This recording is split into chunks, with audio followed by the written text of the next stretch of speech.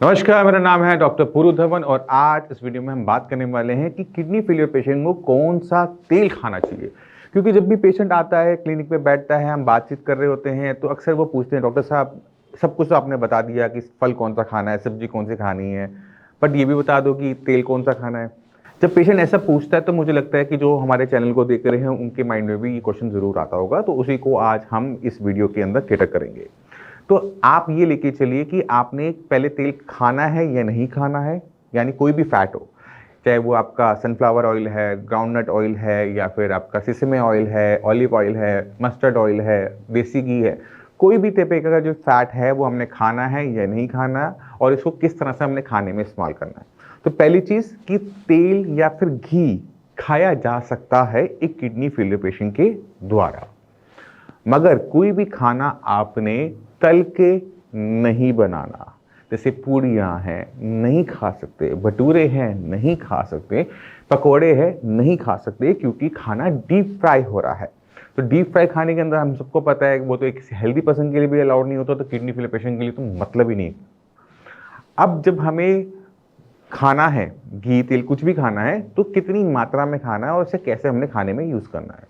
तो खाने में आपने घी तेल का जो प्रयोग होता है वो मिनिमम टू मिनिमम करना होता है, जिससे खाना आपका बन जाए, आपको टेस्ट प्रॉपर आए। जिन लोगों को हर चीज़ तल के खाने का शौक है या उनका टेस्ट ऐसे डेवलप हुए है, उनको अपने टेस्ट को बदलने की ज़रूरत होती है। आप खाने में सारे मसाले इस्तेमाल करो, हींग, धनिया, जीरा, गरम मसाला जो आपने इस्तेमाल करना है इस्तेमाल करो, सिवाय एक मसाले को छोड़ के, वो है लाल मिर्च। लाल मिर्च की जगह आप हरी मिर्च के बीज निकाल के इस्तेमाल कर सकते हो, काली मिर्च का प्रयोग कर सकते हो, बट लाल मिर्च आपको पूर्णतः अवॉइड करनी चाहिए, क्योंकि उससे आपके पेट में जलन, बीपी बढ़ रहा है, ये सारी दिक्कतें आनी शुरू हो जाती हैं। तो तेज लाल मिर्च से हमें बचना चाहिए। लाल मिर्च का प्रयोग, देगी मिर्च में लोग कहते हैं कि हम वो कर ले, कलर होता है, फ्लेवर नहीं होता, नहीं, आपने किसी भी टाइप की लाल मिर्च का प्रयोग एक किडनी फेलियर पेशेंट को नहीं करना चाहिए। उसके बाद चलते हैं कि अब हम घी कौन सा खाएं, तेल कौन सा खाएं, तो इस पर भी हम बात कर लेते हैं। तो जब हम घी की बात करते हैं तो घी आपके दो टाइप से मेनली हमें मिलता है, एक गाय से आ रहा होता है, एक भैंस के दूध से बन रहा होता है। तो आयुर्वेद में क्या कहा जाता है कि गाय का जो दूध होता है वो सर्वोत्तम है, उससे बना हुआ घी भी अच्छा है। तो आप गाय का जो घी होता है उसका प्रयोग कम मात्रा में अपने खाने में कीजिए, कोई दिक्कत नहीं होगी। जिनके यहाँ पे अवेलेबिलिटी नहीं है, भैंस का ही घी मिल रहा है, तो भी कोई दिक्कत नहीं होती, बट आपने मात्रा का हमेशा ध्यान रखना होता है, वो कि कम से कम मात्रा में खाया जाए। अब चलते हैं कि हमने कौन से तेल हम खा सकते हैं, क्योंकि हर सब्जी घी में नहीं बनती, हर जगह घी का इस्तेमाल नहीं होता। तो जब हम तेल के बारे में बात करते हैं तो हमने सिर्फ एक तेल को अवॉइड करना होता है, वो है मस्टर्ड ऑयल। आप सनफ्लावर ऑयल है, ग्राउंडनट ऑयल है, ऑलिव ऑयल है, ये सारे के सारे तेल आप खा सकते हो, राइस ब्रान खा सकते हो, बट आपने क्या देखना है कि किसी भी टाइप की जो मिक्स होकर मिल रहे होते हैं, जिसे हम वेजिटेबल ऑयल कहते हैं, जहाँ पे दो तीन तेल आपस में मिले हुए होते हैं, उनको आपने अवॉइड करते हुए चलना होता है। तो जब भी आप तेल लो तो देखो कि वो सिंगल हो, या तो वो पूरा का पूरा मूंगफली का तेल हो, या फिर पूरा का पूरा राइस ब्रान का ऑयल हो, पूरा का पूरा ऑलिव ऑयल हो। जो ब्लेंडेड ऑयल्स होते हैं वो हमने नहीं लेने होते कि इसमें थोड़ा सा हमने राइस ब्रान डाल दिया, थोड़ा सा हमने सनफ्लावर डाल दिया, ये वाले आपने ऑयल का प्रयोग नहीं करना होता। अब हमने सरसों का तेल ही क्यों मना किया, ये भी आपके लिए जानना जरूरी हो जाता है, क्योंकि सरसों का तेल तो हम सुनते हैं कि ये अच्छा होता है, इससे फैट कम होता है, इससे कोलेस्ट्रॉल नहीं बढ़ता, तो उसको भी हम अब समझ लेते हैं। तो सरसों का तेल खराब नहीं होता। सरसों के तेल के साथ थोड़ी सी दिक्कत हमें ये देखने को मिलती है कि जो पेशेंट सरसों का तेल का प्रयोग ज़्यादा कर रहा होता है ना, तो उनकी बॉडी में हमें बाइकार्बोनेट थोड़ा कम देखने को मिलता है। अब ये बाइकार्बोनेट कैसे है इसको हम समझाने की कोशिश करते हैं। हमारी बॉडी हर टाइम एसिड बनाती रहती है, जो हम अपने यूरिन से निकालते रहते हैं, इसलिए हमारा यूरिन एसिडिक होता है। पर जब किडनी खराब होनी शुरू होती है तो ये एसिड निकल नहीं पा रहा होता, तो ये केटोनिन की तरह, यूरिया की तरह हमारे ब्लड में इकट्ठा हो रहा होता है, जिससे हमारा ब्लड एसिडिक हो रहा होता है।